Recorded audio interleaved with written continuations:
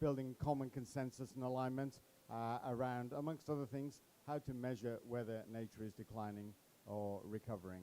We're going to dive into a pretty fascinating panel today. It's part of a series of panels that we're covering here and through the live stream, where we're learning about a specific piloting program that we've been running as the initiative. More than 18 months ago, we started on a journey to figure out, could we build a common consensus to measure whether nature is recovering or declining at different scales? What would that look like, and how can that be developed? In January last year, we agreed a set of metrics, but agreeing a set of metrics is not sufficient. You have to check that they are practical and applicable and applicable. So we launched a piloting program, and we've been busy in 32 countries along with our partners, with more than 30 companies across a lot of different economic sectors: forestry, mining, agriculture, infrastructure, finance, and others as well. So on a really big learning exercise. Today we're going to dig into what some of those learnings are, because we're right at a critical moment now where we're pulling together those learnings, and we're going to readjust those metrics that have been published and then republish them in the new year. I'm joined on the panel. I'm going to take a seat now. I'm joined on the panel by Nina Mikanda, who's the Global Director of Policy and Business at BirdLife International. And I'm also joined by Dirk Voistje, who's the Chief Sustainability Officer at Volkswagen. Thank you so much for taking the time today. So I'm going to start with just a quick warm-up question to get the conversation going. Why do metrics matter for nature? Nina, over to you. Okay, thanks. This is working great. Good morning, everybody. So metrics for nature, I mean, we're here talking about the climate crisis, but we're also facing the biodiversity crisis. And you'll hear in all of the talks two sides of the same coin, et cetera, et cetera. And the fact is that we can't solve the climate crisis without solving the biodiversity crisis. And we have ambitious goals to halt and reverse biodiversity loss. But the fact is, let's be honest amongst each other, if we don't measure what we're doing to actually achieve that global goal of halting and reversing biodiversity loss, it's not going to happen. Or we won't know if the actions that we're taking will actually measure up to achieve that goal. So that's why it's absolutely essential that we measure what we're doing across all stakeholders. I mean, we're focusing on private sector here, but same applies for governments and other civil society, et cetera. So it's a common goal. We all need to pitch in, and we need to measure what we're doing to make sure we're doing enough. Thanks. Same question for you, Dirk. Well, I think nature is not negotiable. Biodiversity is not negotiable. And that's why we have also implemented this in our sustainability strategy, Regional Plus, because we at least put ourselves in the ambition becoming nature and society positive. Because beside what you've said is, both need to be in balance. If one is out of balance, the other one will follow. And we are currently seeing that nature gets significantly out of balance, which at the end of the day will have to be strong societal social inputs. So you can only manage and measure, if you have the right indicators. And I think this is why we also joined the approach, the initiative, because we feel really embedded with all our ingrained topics on Regenerate Plus. Closer, even closer. Oh, thanks. Even with the initiatives, we said we need to have the right KPIs, not only the right, but the targeted KPIs to really measure our impact on this regard. So absolutely, I think if we have the right KPIs, and we need to have the right KPIs, we can really see progress and put into our measures in place. Oh, thanks so much, Dirk. Brilliant. So, okay, the need to measure is clear. So then the question becomes how. So Nina, BirdLife International doesn't need hopefully too much introduction. 27 partners across 119 countries, and working in all sorts of ways to forward a nature positive economy and society as well. Why is consensus building important when we're developing metrics? So first of all, I mean, so I represent, a lot of national conservation organizations working and engaging with private sector in various forms. And I think, we can say that there's also a lot of skepticism around private sector engagement, and we really want to work together with private sector to make sure that we have that consensus so that, when we're talking not just with our own partners but the wider community, we can be sure in saying, okay, when company X is saying they're doing this, this is what it means in practice. There's transparency, everybody is sure about what's happening, what's being reported, and this, makes it easier for us to engage and support the progress that companies are trying to make. So that's, from our perspective, the consensus building. And you also mentioned the broader societal aspect, not just amongst conservation organizations, and that's a critical part of it too. We see that particularly around, work a lot with renewable energy companies to try and progress the renewable energy transition, and there's so much challenge also across society in countries in introducing and implementing that, and we want to be part of creating the solutions and showing that yes, we can actually measure and demonstrate why this is critical, why it needs to happen, and yeah, there's transparency around that. Brilliant. So when it comes to piloting then, as I said in my introductory remarks, we asked if companies around the world would like to pilot. A number of companies in this representation and with the discussion on the panel today really linked to both the energy transition we need a massive upscaling of renewable energy, and the electrification of the transport system, something that VW and others are grappling with as well. They're all going to need much more access to critical minerals. Recycled materials alone are not going to cut it. So you've been piloting with the extractive sector. Can you tell us a little bit about the piloting? What have been your learnings? And what can you reflect on for the audience? Thank you. Thanks. I'm going to have to cheat on with my notes now. So yeah, we've been piloting with a few companies in the extractives sector that we work with on broader projects, and they've really made great progress in the past on climate action, and also on sort of specific KPIs in terms of like nature restoration on a site basis. But we can see that they're really wanting to move into this state of nature metrics conversation and ambition more broadly. And I'll just share some key lessons that we've learned as feedback from the companies so far. So some of the things that have really come out across the companies and the trials is that we need to take time to engage with the relevant teams up front who need to be involved in the trial. So obviously we're working with teams such as yours in designing this, but then when we go in country, having that conversation up front, we could have done a better job with that. That would have made it easier. That was one thing, to get the buy-in of the operational teams on site. And then starting small and then scaling. That's been in some of the trials we maybe tried to go too broad, but starting small and then scaling, that's the way to go.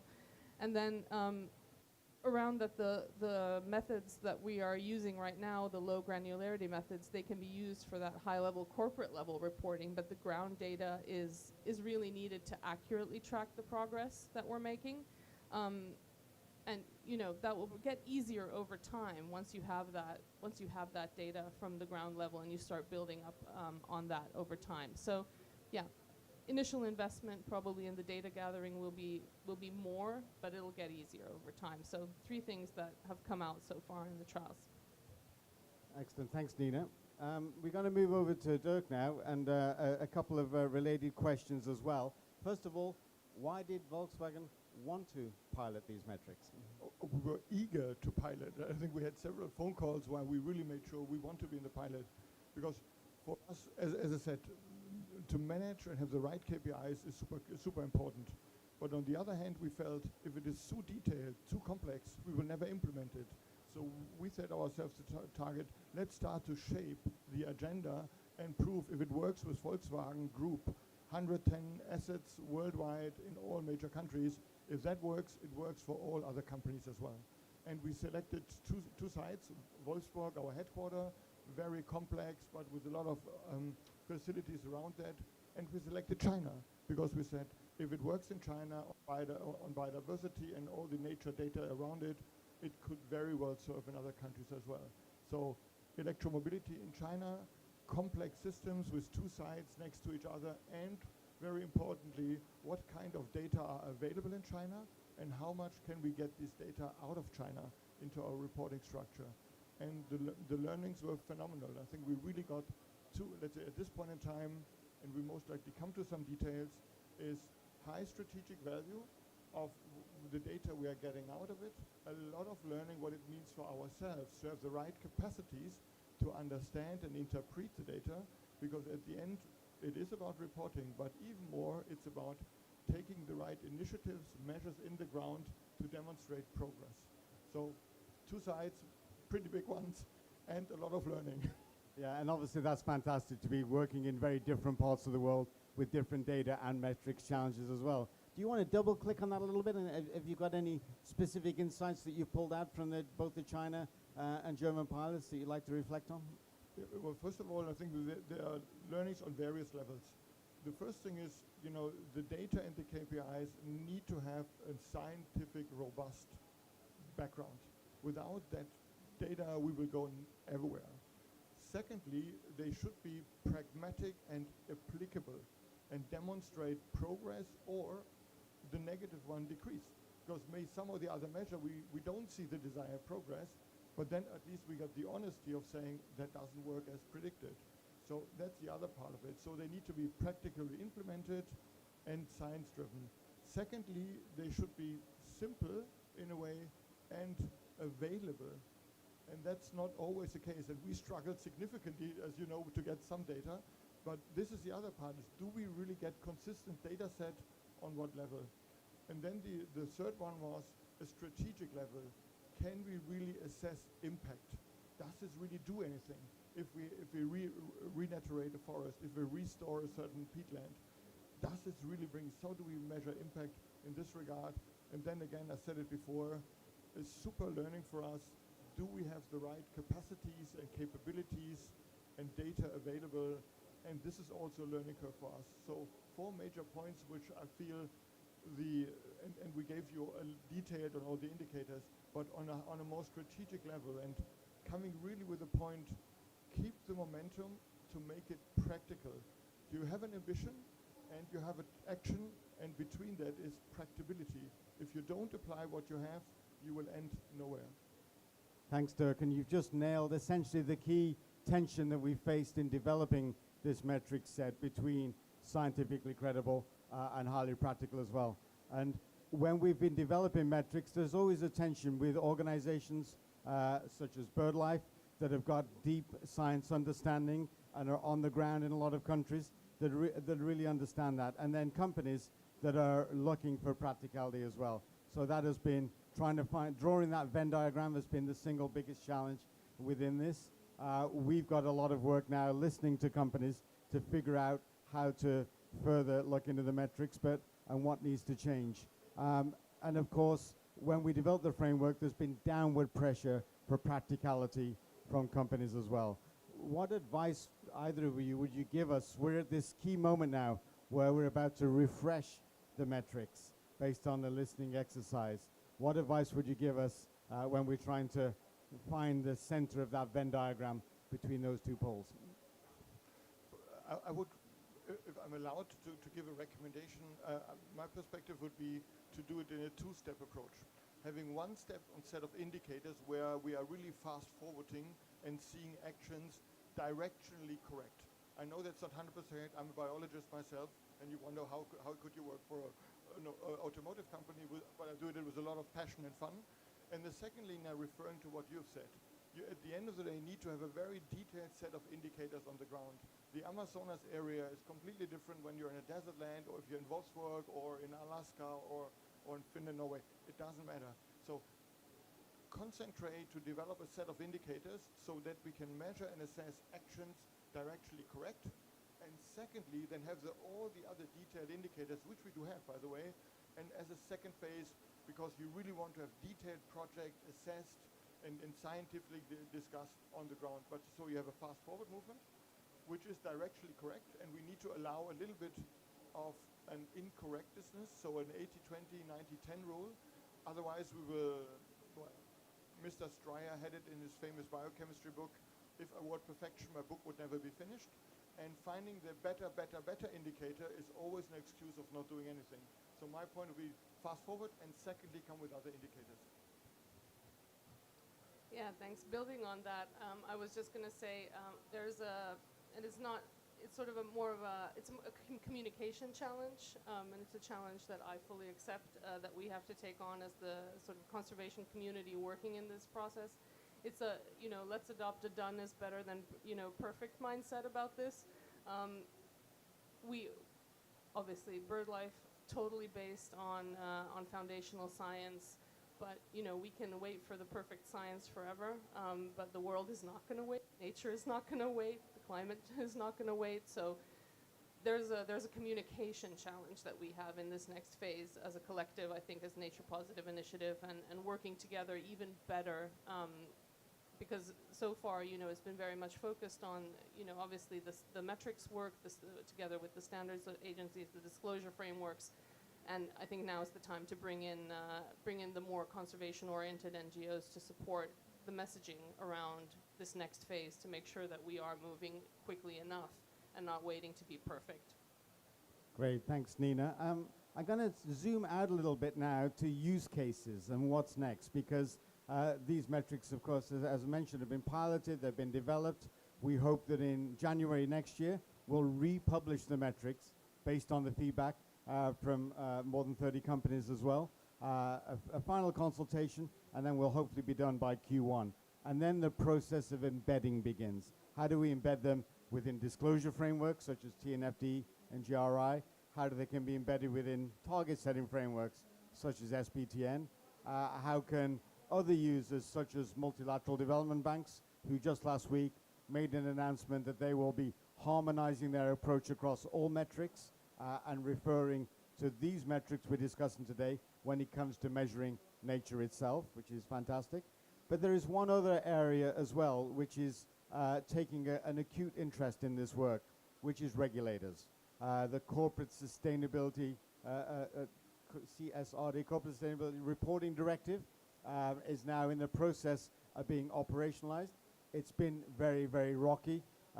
They produced an ESRS, a technical framework, which companies really struggled to operationalize. That created some backlash, and in some ways basically put up a big red flag to say that if we as a wider nature, conservation, business, biology, science community can't find easier ways to measure nature, then it's going to be very hard to look at impacts, dependencies, risks, and opportunities.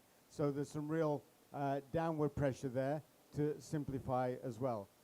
Dirk, maybe that's something that you've been grappling with a little bit as VW. Do you want to reflect on that in the context of this practicality versus science and credible conversation? Yeah, I think you nailed it already in the announcement. I think the voluntary standards will at one point in time be mandatory or part of it. And I've seen more and more companies are really, let's say, acknowledging it, committing to it, and driving it. This will be the new norm in a way. Maybe it's a quasi-standard or any other operations, but if regulators and even more investors are looking into it, you immediately find companies hooking on, because investors means either you get better refinancing opportunities, you get better credits. That's one motivation besides driving nature, but then you have this business case. And this is what we really need, because very often nature, and we all know if nature goes in the other direction, we will all suffer. But there is very, very rarely there is a one-to-one business case. So if investors go into it, voluntary reporting standards, voluntary target setting is getting into it and is appreciated by, of course, regulators, but even more investors, you will get a positive business punch into it. We are committed to go this route, but we're also committed to support you on the Net Positive Initiative further on, because it's a unique initiative, it's super important, and again, we need to spearhead it and get one. And then this is where Net Positive Initiative is also unique, by combining so many different interests and interest groups of really finding something forward. But Nina, as you said, speed is of essence. Nature doesn't wait until we have solved the metrics. It's action now. Thanks so much, Dirk. And are you hopeful then that we can resolve the challenges inside CSRD and make it simple enough so that you're reporting not for the sake of reporting, but to actually drive action? The multi-million-dollar question. My feeling, yes, we're trying to repair what we should have done earlier, coming with a pragmatic, business case-driven approach. Let's don't repeat it with nature. That would be my advice. Thank you, thank you. Any reflections on this one, Nina? Yeah, again, when it comes to, I think what I'm seeing is particularly around the, pushing governments to regulate in a way that is creating the enabling environment for businesses, private sector, finance institutions to make, these changes and supporting that. I think that's another area where we really sort of need to step up our game and collaborate even better together, whether it's within the EU or beyond. Excellent. Okay, a final question, and then we're going to look for a Q&A. So any questions from the audience, we'll welcome. But in a handful of years' time, let's say in 2030, where do you think we will be on this journey from today? I hope that we will see a lot of measures being implemented and also measured, let's say, directionally correct and combined to it, and find a pragmatic standard really been implemented and acknowledged by the large organizations and the larger brands. I agree with that. I hope that's where we are.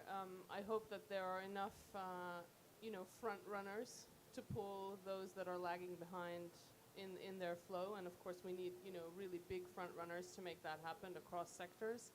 And I'm hopeful, but right now I don't see that that's necessarily happening fast enough. We have the same companies, same few sectors that are leading this, and what can we do to make sure that the rest of them are also with us by 2030? That's where I see the challenge. But hopefully we can make that happen. Great, thank you. So some cautious optimism I'm hearing here. But Dirk, please. And maybe to get more driving speed is, we are running the Net Positive Initiative through associations and initiatives. Maybe following up what you said, Nina, is we need to find spearheading brands. We are happy to be one of them, leading in their sector or sectors and committing and pushing it. We maybe need, coming back to your point of communication and maybe marketing, we maybe need to have a different route, but happy to take it up. Brilliant, brilliant. And I should say again a very big thank you to VW, to the companies that BirdLife has been working with, and to all piloting companies as well. Of course, they've been learning a lot, but more importantly, it's a gift to the world, because with the learning from this can be applied across many different companies and sectors as well. And it's not easy to pilot. It's not easy to be the first. So for that, we're extremely grateful. I'm going to pause now and see if there are any questions from the audience on anything you've heard today. And Anna-Julia, maybe you can run a microphone for us.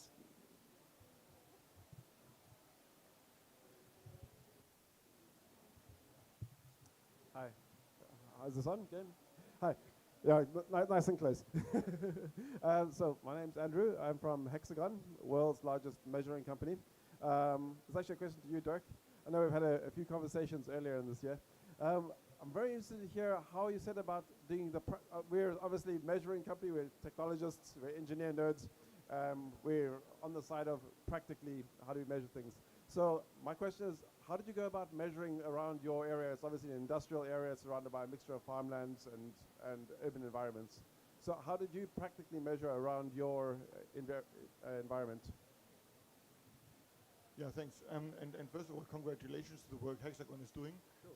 Thank you. And really pushing the needle to a certain level, which we haven't seen before. So congratulations. How do we do it? First of all, it's we are engaging on our sites our own people to do assessments.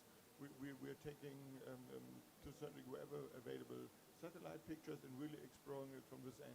But we are on, as I said, and that was one of the learning of the pilot, is we have data sets, but they are not complete. And we need to see how we fill it. And this is where I think my ambition comes in, is saying, how could we use data sets, and I'm coming to directionally correct, so don't nail me, is which are digital available, globally available, and accessible. If you have these three indicators, this would make a significant difference. And I argue, of course, there won't be. I argue. Your micro- and I argue they won't be correct, but they will give you a directionally correct picture. And then we need this, what Nina has said, we need the second data of layer where you be really on the spot, maybe with a resolution of 1 to 2 meters. But before that, to really get it implemented, digital data globally available and accessible. Accessible for me means that you can't block somebody. You maybe need to pay a license fee or a service fee, like from Hexagon, for example. But this would drive the sector incredibly, because if I go to my CFO and say, look, we have 10 sites, we need to hire 110 biologists to do the run on the sites, you can guess what the answer may be. But if we have a different setup, you can start implementing it, you can start to create dashboards, you can start to get it into the company, and then the next work will come. But it allows you to impact measures and create impact. Yeah, just to add on that, so we also manage data sets, particularly for birds, obviously, which are a great indicator for overall habitat health, but also data sets on protected areas and key biodiversity areas. So we're part of something called the Integrated Biodiversity Assessment Tool, and that is something that helps you get that high-level picture, and it is accessible. You do have to pay.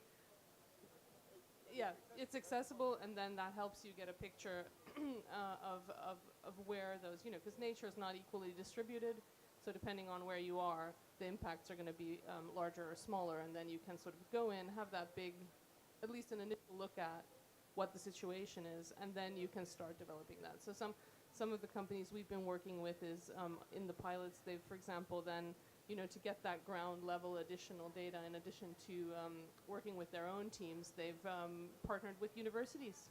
They've brought in, which obviously isn't possible everywhere, but that's been sort of, people have been really practical about trying to get the data that they're needing, which is great to see. So really some great problem solving and filling those gaps as well. Great, thanks Nina, thanks Dirk. One final question we'll take at the back there. Microphone, thanks. Thank you. Thank you very much. First of all, congratulations for the initiative. It's so important. I'm from Captain's Coalition. We work a lot and support the measurement protocol initiative.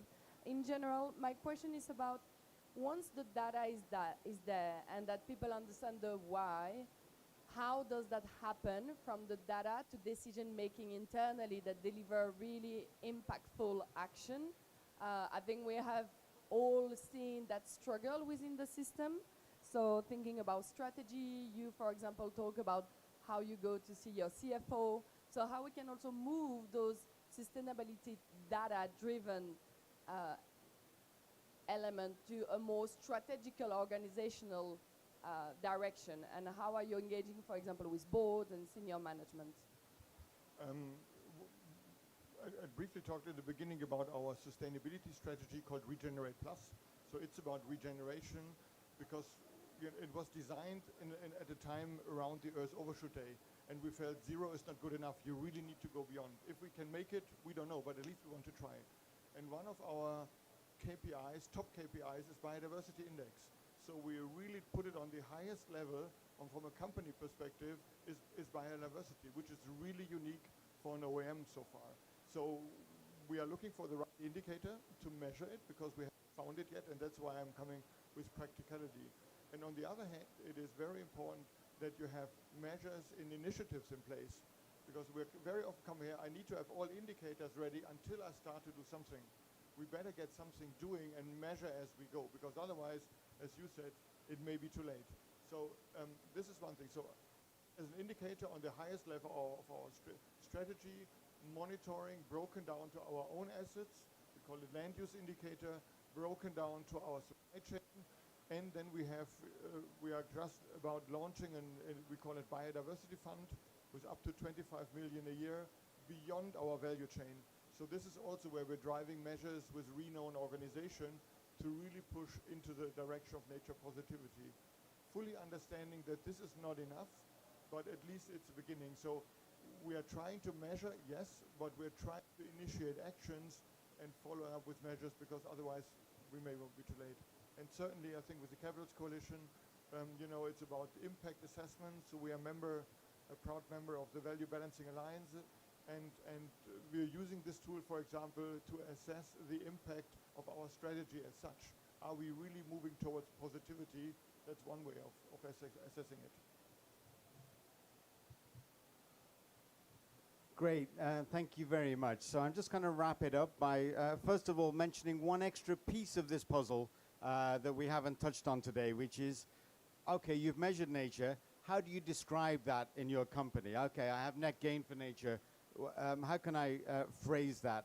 Am I nature positive? Is it net gain? We're going to have a session on this afternoon at EY House downtown, and we're going to have in the middle of Belém, and it's going to be a debate. So it's going to be a little bit different than this panel. You're going to have two teams battling each other to say, can I be nature positive or no, I can't be? So if you want to learn more about that, please come to the debate at EY House. Come to us at the end and we'll point you in the right direction. Yeah, please jump in there.